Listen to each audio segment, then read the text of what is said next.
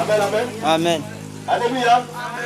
Le thème d'aujourd'hui, c'est la résurrection de Jésus-Christ.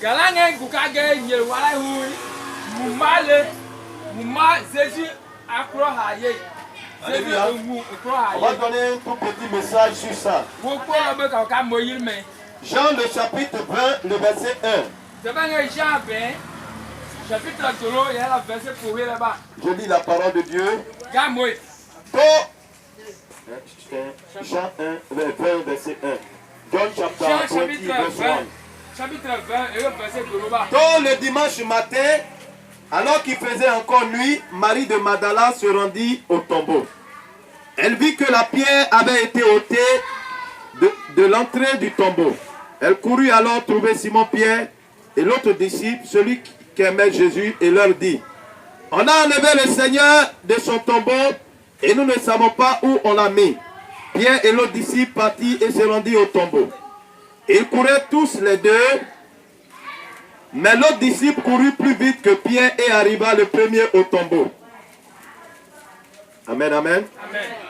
Il se baissa pour regarder et vit les bandes de lin posées à terre, mais il n'entra pas. Simon-Pierre, qui le suivait, arriva à son tour et entra dans le tombeau. Il vit les bandes de lin posées à terre et aussi le lin qui avait recouvert la tête de Jésus.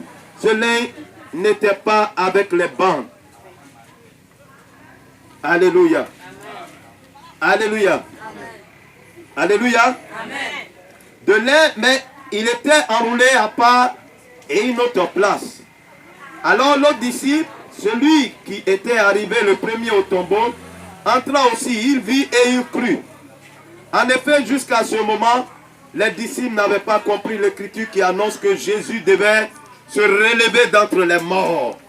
Puis les deux disciples s'en retournaient chez eux. Alléluia. Amen. Alléluia. L'événement qui nous réunit ici ce matin,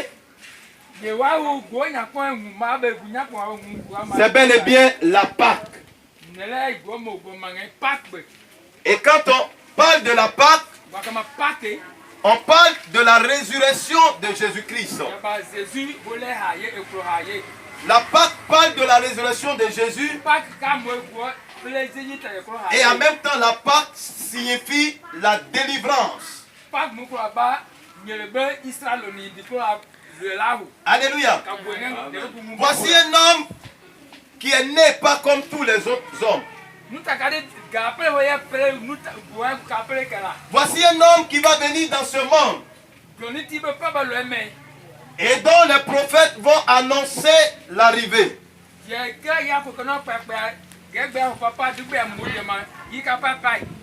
Cet homme, il est venu. Alléluia. Dans ce monde pour une mission. Déjà par sa naissance, il va se démarquer. La science dit que pour qu'un enfant naisse, il faut qu'il y ait un homme et une femme. Mais cet homme, lorsque l'ange lui a apparu, l'ange a apparu à sa mère. L'ange a dit à Marie qu'un enfant va sortir de toi. Et quand cet enfant va sortir de toi, il sera appelé fils du Très-Haut. La puissance de Dieu. Va vite, si tu es fatigué, j'appelle Marie. Aucun problème. Alléluia. Alléluia. Amen. L'ange se révèle à Marie pour lui dire que le Saint-Enfant qui naîtra de toi sera appelé fils du Très-Haut. La puissance de Dieu viendra sur toi, te couvrira de son nom. Alors tu vas enfanter. Et on va appeler cet enfant Emmanuel, c'est-à-dire Dieu avec nous.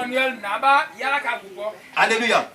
Donc la naissance de Jésus n'a pas été faite comme les autres naissances. Jésus s'est démarqué de ce monde. Sa naissance a été particulière. Par sa naissance, il va défier la science. Pour dire qu'à la science, qu'il est au-dessus de la science, frère. Pour te dire que celui dont je veux te parler ce matin, il est aussi spécial. Il est au-dessus des présidents que vous voyez. Il est au-dessus des ministres. Il est au-dessus des autorités de ce monde. Parce que par sa naissance, il a démontré sa suprématie. Alléluia. Alléluia.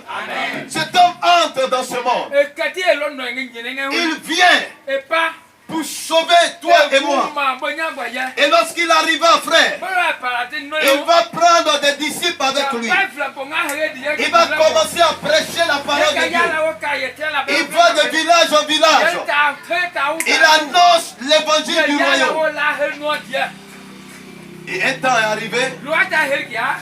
Son temps, bien aimé, comme le prophète avait annoncé, que cet homme allait mourir.